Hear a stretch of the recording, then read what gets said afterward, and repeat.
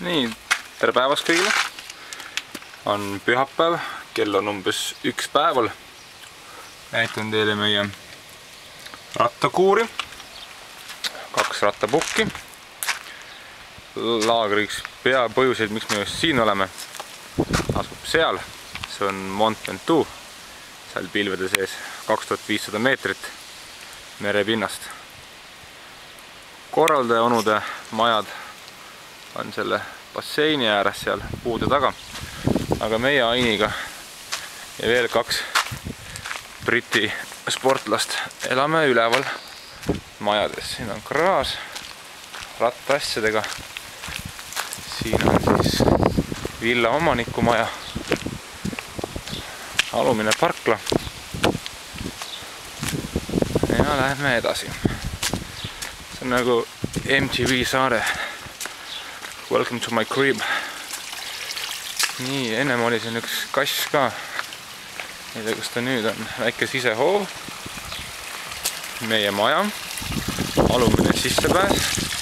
On üks magamistuba. Jõuame ülesse parklasse. Siin on siis kiisu. Miau.